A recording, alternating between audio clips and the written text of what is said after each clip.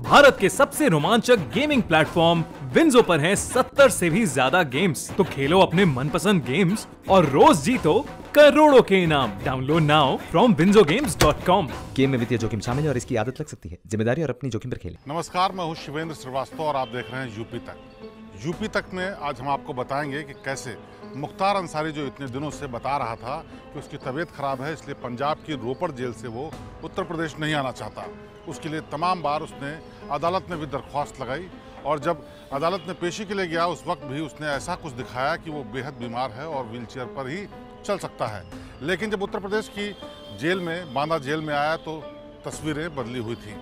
जानकारी के मुताबिक जब मुख्तार वहाँ सुबह 4:30 बजे के आसपास पहुँचा, उस वक्त उसको व्हीलचेयर ऑफर की गई और उस व्हीलचेयर को उसने लेने से मना कर दिया, क्योंकि जेल अधीक्षक ने साफ तौर पर बताया कि उसको जब व्हीलचेयर दी गई तो उसने अपने बैग्स उस व्हीलचेयर पर रख दिया और उसके बाद सीधे पैदल ही अंदर चला गया। अपनी सुरक्षा को लेकर के मुख्तार अंसारी बेहद सशंकित था और वहां जाकर के उसने इस बारे में बात भी की। लेकिन सबसे बड़ा मुद्दा ये कि क्या वाकई मुख्तार अंसारी उतना बीमार है जितना बीमार वो लगातार बताता रहा है। लेकिन सबूत और तमाम जांचों की अगर बात करें तो बात निकल करके जो सामने आ रही है वो बेहद चौंकाने वाली है।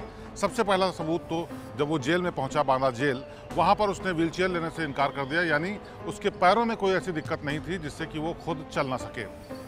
पैदल चल करके वो अपनी बैरक तक गया, लोगों से बात की और बड़े आराम से उसने इत्मीनान से दिखाने की कोशिश की कि उसको पैरों में कोई दिक्कत नहीं है। तो आखिरकार क्यों उसने पंजाब में ये दृश्य दिखाया कि वो व्हीलचेयर पर ही चल सकता है और उसको चलने में दिक्कत है।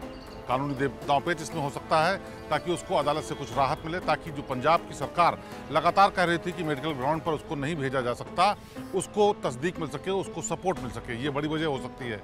उसके बाद जब वो जेल में बांदा किया आया तो उत्तर प्रदेश सरकार ने मेडिकल बोर्ड के जरिए उसकी जांच कराई, जिसमें कोविड जांच से लेकर के तमाम उसकी सेहत की दूसरी चीज़ों की जांच हुई।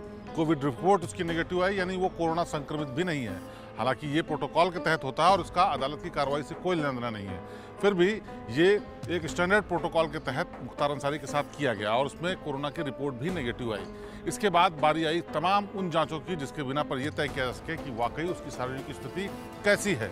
उन रिपोर्ट्स के तैयार करने वाले डॉक्टर्स का कहना है कि इसमें कहीं भी कोई ऐसी दिक्कत नहीं दिखती है जिससे कि लगे कि मुख्तार अंसारी किसी भी तरीके से बीमार है। ना तो उसका ब्लड प्रेशर, ना ही उसका शुगर, ना ही उसको और तमाम जोड़ों और हड्डियों की दिक्कत, या फिर उसको तमाम और जो दिक्कतें हो सकती थी वो भी कोई दिक्कतें नहीं हैं। यानी मुख्तार अंसारी एक तरीके से कहा जाए तो जेल में रहने के लिए पूरी तरह से फिट है।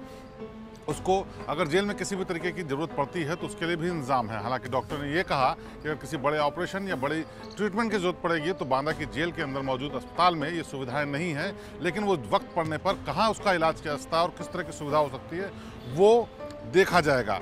उन्होंने एक जो सबसे बड़ा इंपॉर्टेंट कंसर्न डॉक्टर्स ने बताया, उनका कहना यह है कि हम लोगों को भी इस बात की चिंता है कि सुरक्षा मुख्तार अंसारी की खूब रहे और जिससे कि हम लोग भी सुरक्षित महसूस कर सकें, क्योंकि मुख्तार अंसारी के बारे में ये पहले भी माना जाता रहा है और अभी भी लोगों को डर है कि कहीं ऐसा ना हो जेल में रहते हुए किसी भी तरीके का नुकसान उसको हो या उसके जरिए किसी और को हो। इससे पहले भी कई मौके आए हैं जब मुख्तार अंसारी को जेल के भीतर नुकसान पहुँचाने की कोशिश हुई है। पिछली बार बांदा जेल के भीतर ही उसको चाय में जहर दे करके मारने की कोशिश हुई थी, ऐसा आरोप है परिवार वालों का।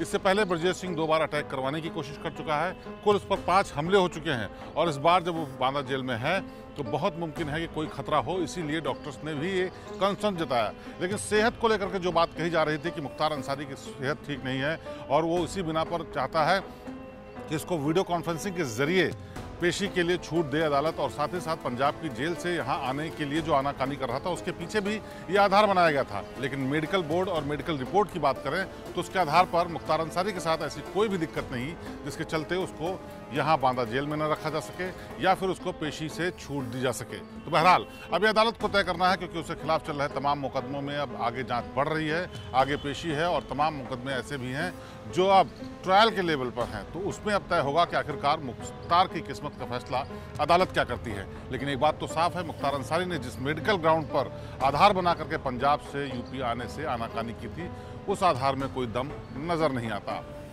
तो ये थी जानकारी मुख्तार अंसारी के बीमार होने, व्हीलचेयर पर बैठने और पंजाब से रोपड़ तक के बीच में आने के दौरान हुई मेडिकल जांच के बारे में। बाकी ताज़ा तरीन और बेहतरीन खबरों के लिए आप देखते रहिए यूपी तक। आपसे फिर होगी मुलाकात। नमस्कार।